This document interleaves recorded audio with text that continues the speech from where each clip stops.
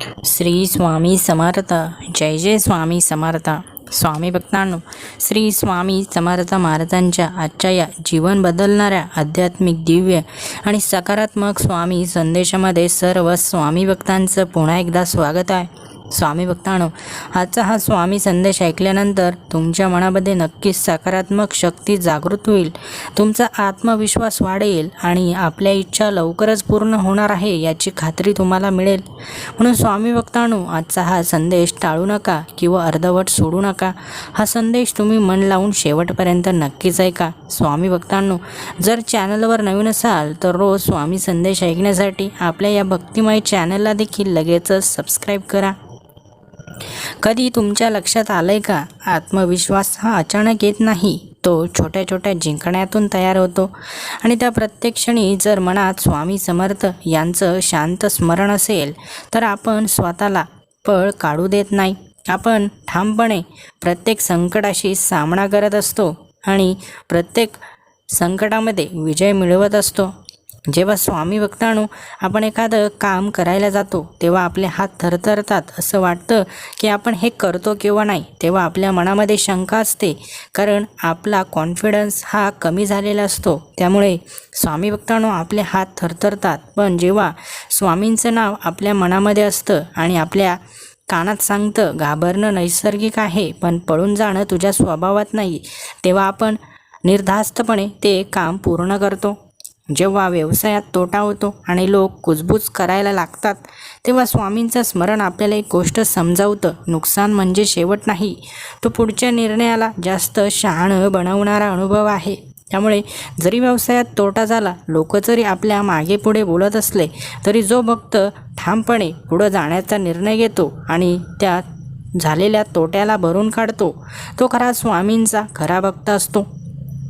कधी घरच्यांच्या अपेक्षांचा भार इतका वाढतो की स्वतःचं मन हरवतं. अशावेळी स्वामींचं नाव मनाला सांगतं की इतरांना सिद्ध करण्यापेक्षा स्वतःशी प्रामाणिक राहणं महत्त्वाचं आहे. आणि जो स्वतःशी प्रामाणिक राहतो त्याची सर्व स्वप्न स्वामींच्या कृपेने नक्कीच पूर्ण होतात. म्हणून स्वामी भक्तांनो, लगेचच कमेंट्स बॉक्समध्ये मी स्वतःशी प्रामाणिक राहील असं नक्कीच टाईप करा. स्वामींवर विश्वास ठेवणं म्हणजे चमत्काराची फक्त वाटच बघणं नाही, तर परिस्थिती कितीही कठीण असो, स्वतःचा तोल न ढळू देणं आणि त्या कठीण परिस्थितीतही स्थिर राहणं हीच सर्वात मोठा स्वामींचा चमत्कार आहे. जेव्हा आपल्या जवळील लोक पुढे जातात आणि आपण मागे राहिल्यासारखं आपल्याला वाटत असतं, तेव्हा स्वामींचं स्मरण मनात एक साधी जाणीव निर्माण करतं. प्रत्येकाची वेळ वेगळी असते आणि आपली ही वेळ वेगळी असेल, आपली वेळ अजून संपलेली नाही, हेच स्वामींचा आपल्या सर्वांसाठी संदेश आहे. कधी स्वतःची चूक मान्य करावी लागते तेव्हा आत्मविश्वास कमी होतो असं वाटतं, पण स्वामींचं नाव आठवलं की कळतं, चूक मान्य करणं ही कमजोरी नाही, तर चूक मान्य करून स्वामींची माफी मागणं ही पुढं जाण्याची तयारी आहे. स्वामींचं स्मरण माणसाला आक्रमक बनवत नाही, स्वामींचं स्मरण माणसाला स्थिर बनवतं.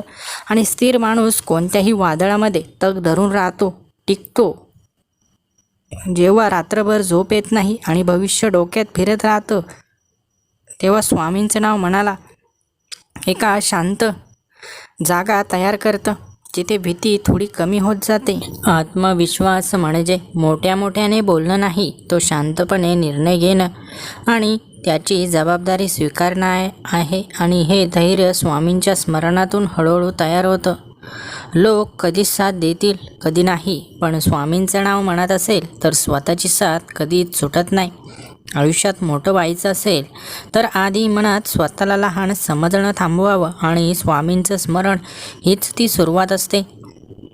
आत्मविश्वास म्हणजे खात्री, जे काही येईल त्याला सामोरं जाण्याची ताकद माझ्यात आहे. आणि ही खात्री रोज थोडी थोडी वाढत जाते जेव्हा मनात स्वामींचं नाव स्थिर राहतं.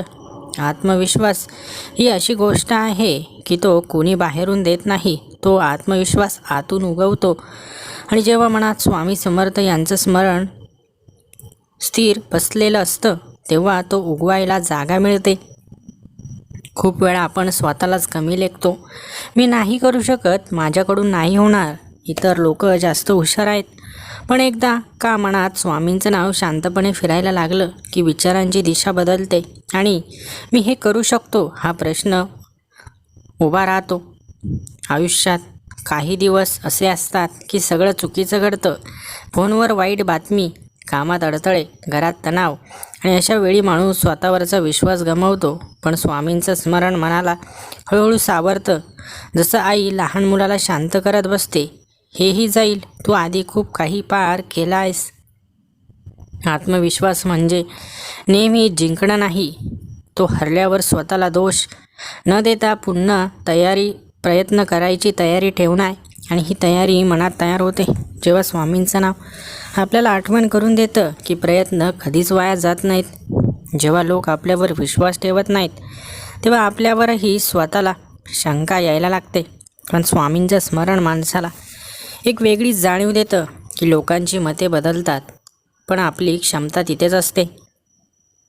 कधी अपमान होतो, कधी आपल्याला कमी लेखलं जातं, कधी आपल्यावर हसतात आणि मन कोसळायला लागतं. पण स्वामींचं नाव मनाला कठोर करत नाही, ते मनाला मजबूत करतं. फरक इतकाच की कठोर माणूस तुटतो, मजबूत माणूस वागतो पण तुटत नाही. आत्मविश्वास वाढतो तेव्हा जेव्हा आपण स्वतःची तुलना थांबवतो आणि स्वामींचं स्मरण मनात असेल तर तुलना कमी होते. कारण लक्ष दुसऱ्यांवर नसून स्वतःच्या प्रवासावर राहतं. काही लोक मोठ्या आवाजात स्वतःचं कौतुक करतात पण आतून घाबरलेले असतात आणि काही लोक शांत असतात पण आतून ठाम असतात. स्वामींचं नाव मनात ठेवलं की माणूस दुसऱ्या प्रकारचा होतो. जेव्हा निर्णय घ्यायची वेळ येते आणि भीती मनाला पकडून ठेवते तेव्हा स्वामींचं स्मरण मनात एक स्थिर आधार तयार करतं. तो आधार सांगतो निर्णय चुकीचा असला तरी अनुभव बरोबर ठरेल. आत्मविश्वास म्हणजे परिपूर्ण असणं नाही, तो अपूर्णतेला स्वीकारूनही पुढे जाण्याचं धाडस आहे. आणि हे धाडस तयार होतं जेव्हा मनात स्वामींची शांत उपस्थिती जाणवते. रात्री उशिरा सगळे झोपलेले असताना भविष्याची काळजी डोक्यात फिरत राहते. पण स्वामींचं नाव मनात असलं की विचार हळूहळू स्थिर होतात आणि मनाला कळतं भीतीपेक्षा विश्वास मोठा आहे. कधी यश मिळालं तरी आत्मविश्वास कमी असतो कारण मनात भीती असते, हे टिकेल का. पण स्वामींचं स्मरण माणसाला शिकवतं की यश टिकवण्यापेक्षा स्वतःला स्थिर ठेवणं महत्त्वाचं आहे. आयुष्यात मोठं काहीतरी करायचं असेल तर आधी स्वतःशी केलेली वचने पाळावी लागतात. आणि स्वामींचं नाव मनात असेल तर ती वचने तोडणं कठीण होतं कारण मनात एक शांत साक्षीदार जागा असतो. आत्मविश्वास वाढतो तो टाळ्याने नाही तर एकटं असतानाही स्वतःच्या निर्णयावर ठाम उभं राहिल्यावर. आणि हा ठामपणा तयार होतो जेव्हा स्वामींचं स्मरण आपल्याला स्वतःशी जोडून ठेवतं. आत्मविश्वास म्हणजे इतकंच, जे काही येईल त्यापासून मी पळणार नाही. आणि स्वामींचं नाव मनात स्थिर असेल तर ही एक ओळच पुरेशी ताकद बनते. स्वामी भक्तांनो, जे काही आपल्याला मिळवायचं असेल त्यासाठी जेव्हा आपण प्रामाणिक प्रयत्न करतो तेव्हा स्वामी आपल्याला आपल्या मनातील गोष्ट दिल्याशिवाय राहत नाही. कारण स्वामींना माहीत असतं की भक्ताने प्रामाणिक प्रयत्न केलेले आहेत. माणसाच्या आयुष्यात अशी अनेक वळणं येतात जिथे बाहेरून सगळं ठीक दिसत असतं पण आतून मात्र आत्मविश्वास हलायला लागतो. आणि अशा वेळी कोणीतरी मोठा आधार हवा असतो. तो आधार आवाज करून येत नाही, तो शांतपणे मनात जागा घेतो. आणि त्या शांत जागेत जेव्हा स्वामी समर्थ यांचं स्मरण स्थिर बसतं तेव्हा माणूस स्वतःकडे नव्याने पाहायला लागतो. आत्मविश्वास हरवतो तेव्हा एक मोठ्या अपयशाने नाही तर छोट्या छोट्या प्रसंगाने, कुणाचं नकारात्मक बोलणं, कुणाचं दुर्लक्ष, एखादं अपूर्ण राहिलेलं स्वप्न आणि हळूहळू मन स्वतःवर संशय यायला लागतं. अशा वेळी आत्मविश्वास हरवायला लागतो. पण स्वामींचं नाव मनात फिरत राहिलं की तो संशय पूर्णपणे वाढत नाही. कारण आत कुठेतरी एक स्थिर आवाज तयार होतो जो सांगतो की परिस्थिती तात्पुरती आहे, क्षमता कायमची आहे. जेव्हा एखादं स्वप्न खूप जवळ येऊनही हातातून निसटतं तेव्हा माणूस स्वतःला दोष देतो, भूतकाळ पुन्हा पुन्हा आठवतो आणि मन थकायला लागतं. पण स्वामींचं स्मरण हळूहळू त्या आठवणींची धार कमी करतं आणि शिकवून जातं की हरवलेली संधी म्हणजे संपलेला प्रवास नसतो, तो पुढचं पाऊल अधिक जागृतपणे टाकण्याची तयारी असते. आत्मविश्वास म्हणजे कधीही न ढळणं नाही, तो ढळल्यावर पुन्हा स्थिर होणं हाय. आणि हे पुन्हा उभं राहणं सहज घडत नाही, ते घडतं. मनात स्वामींचं नाव असताना माणूस स्वतःपासून पळ काढत नाही, तो स्वतःशी प्रामाणिक राहतो.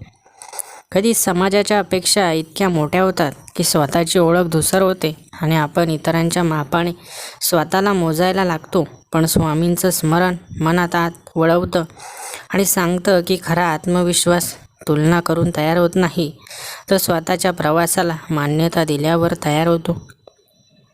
जेव्हा भीती येते, अपयशाची, अपमानाची, नातं तोडण्याची, भविष्याची, तेव्हा शरीर थरथरतं, विचार विस्कळीत होतात. पण स्वामींचं नाव मनात स्थिर असलं की भीती पूर्णपणे नाहीशी होत नाही, मात्र ती नियंत्रणाबाहेर जात नाही. आणि हेच आत्मविश्वासाचं पहिलं पाऊल असतं. आत्मविश्वास वाढवणारी गोष्ट म्हणजे सतत जिंकणं नव्हे, तर हरल्यावर स्वतःला कमी न समजणं. आणि ही भावना सहज तयार होत नाही, ती हळूहळू तयार होते. जेव्हा मनात स्वामींचं स्मरण माणसाला आठवण करून देतं की प्रत्येक अनुभव हा आपल्याला अधिक मजबूत बनवण्यासाठीच येतं. कधी यश मिळाल्यावरही मन घाबरतं, हे टिकेल का, पुन्हा अपयश आलं तर. आणि या भीतीमुळे आत्मविश्वास कमी होतो. पण स्वामींचं नाव मनात असलं की माणूस परिणामावर कमी आणि प्रयत्नांवर जास्त लक्ष देतो. आणि जिथे प्रयत्नांवर लक्ष असतं तिथे आत्मविश्वास स्थिर राहतो. रात्री उशिरा सगळे शांत असताना मनात विचारांची गर्दी असते, भविष्य, जबाबदाऱ्या, कुटुंब, स्वप्न. आणि त्या गर्दीत माणूस स्वतःला हरवतो. पण स्वामींचं स्मरण त्या गर्दीत एक रिकामी जागा तयार करतं, जिथे माणूस खोल श्वास घेऊन स्वतःला पुन्हा सावरू शकतो.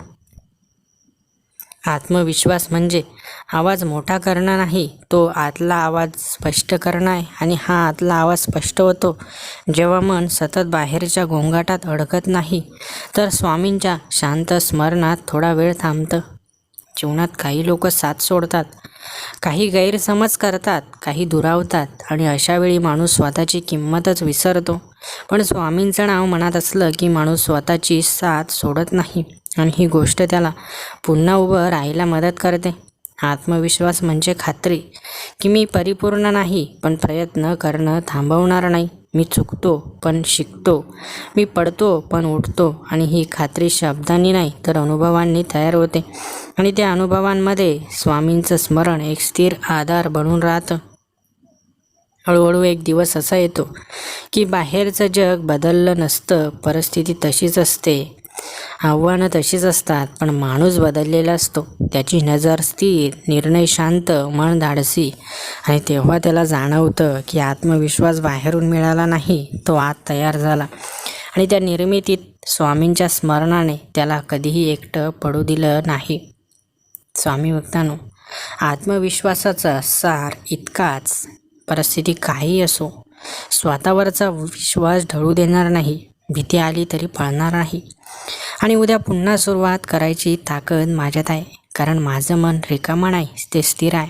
स्वामी भक्तांनो, अपयश कितीही येऊ द्या, परंतु मनात जर आत्मविश्वास असेल ना की मी हे करू शकतो, तर माणूस पुन्हा उभा राहतो आणि जोमाने तयारीला सुरुवात करतो. म्हणून तुम्ही किती वेळा पडला हे महत्त्वाचं नाही, पण तुम्ही पुन्हा आत्मविश्वासाने उठलात का, स्वामींचं नाव घेऊन पुन्हा तुमच्या कामाला सुरुवात केली का, हे जास्त महत्त्वाचं आहे. कारण स्वामी महाराज तुमचे प्रयत्न बघतात, तुमचा आत्मविश्वास बघतात. तुम्ही किती वेळा हरलात हे बघत नाही, परंतु प्रत्येक वेळी तुम्ही त्यांचं नाव घेऊन उठलात का, हे स्वामी बघत असतात. स्वामी भक्तांनो, वेळोवेळी तुमच्यासाठी स्वामींचं मार्गदर्शन हे खूप मौल्यवान ठरेल. वेळोवेळी तुम्ही जेव्हा प्रयत्न कराल, जेव्हा काहीतरी मिळवण्यासाठी धडपडाल ना, तेव्हा स्वामींचे हे संदेश तुम्हाला जागं करतील. तुम्हाला आठवेल की स्वामींचा हा संदेश ऐकला होता, यात असं असं सांगितलं होतं. तेव्हा तुम्हाला जाणवेल की हा संदेश तुमच्यासाठी किती महत्त्वपूर्ण ठरला होता. स्वामी भक्तांनो, म्हणूनच स्वामींच्या संदेशाकडे दुर्लक्ष करत जाऊ नका. स्वामींकडून तुम्हाला जे काही हवं आहे ते स्वामी नक्की देतील, पण तुमच्याकडून स्वामींना फक्त खरी प्रार्थना खरा आत्मविश्वास, प्रामाणिकपणा हवा आहे. एवढं जर तुम्ही स्वामींना दिलं ना, तर स्वामी तुम्हाला जीवनात कधी काही कमी पडू देणार नाही. म्हणून स्वामी भक्तांनो लक्षात ठेवा, स्वामींना खूप खूप मोठ्या पूजा, खूप मोठी तपस्या हवी नाही. स्वामींना तुमचा आत्मविश्वास हवा आहे, स्वामींना तुमचा प्रामाणिकपणा हवा आहे, स्वामींना तुमची खरी भक्ती हवी आहे, स्वामींना तुमचे चांगले कर्म हवे आहेत. हे सर्व काही तुम्ही कराल तेव्हा स्वामी नक्कीच तुम्हाला दर्शन देतील, आशीर्वाद देतील. स्वामी भक्तांनो, आजचा संदेश आवडला तर लाईक नक्की करा आणि ज्या भक्तांनी अजूनही चॅनलला सबस्क्राईब केलं नाही त्यांनी लगेच सबस्क्राईब करा. श्री स्वामी समर्थ. जय जय स्वामी समर्थ. धन्यवाद.